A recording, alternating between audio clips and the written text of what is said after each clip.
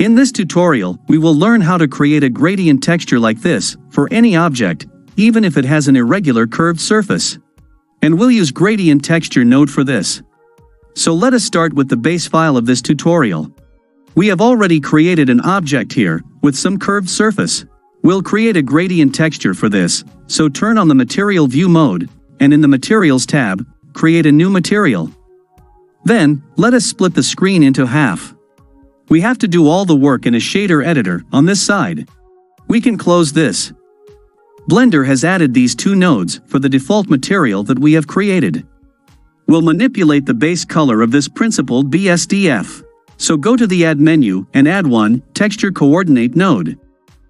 Then again in the Add menu, under Texture, add this Gradient Texture node. Finally, we need to go to the Converter group and add a Color Ramp node to our node setup. Now, connect the generated output of the Texture Coordinate to the vector input of the Gradient Texture node. Then connect its color output to the FAC input of the Color Ramp node. Finally, connect its color output to the base color input of the principled BSDF. So our node setup is almost complete. We just need to define two colors for the two endpoints of this color ramp node to get the gradient shading effect.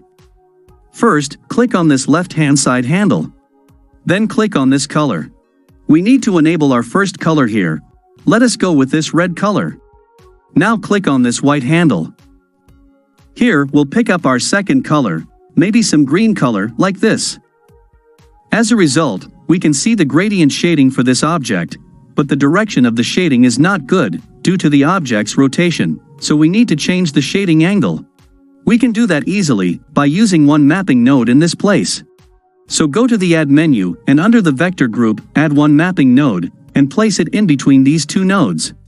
Now if we change these rotation values, the texture will also rotate accordingly over here. We'll change the Z rotation, since our object is rotated around the Z-axis. Let us go for 45-degree rotation. We may also need to change these scale factors if the object scale has been changed during the design. So select all here and increase them slowly and look at the outcome. Let us manually change them, maybe to 2.5.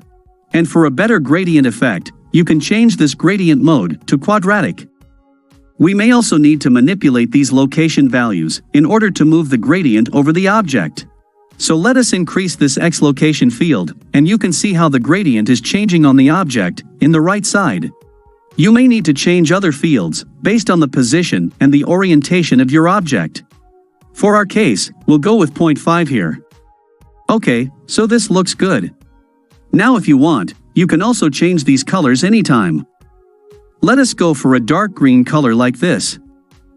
And we'll fine-tune this slightly by stepping up this X location field to 0.75.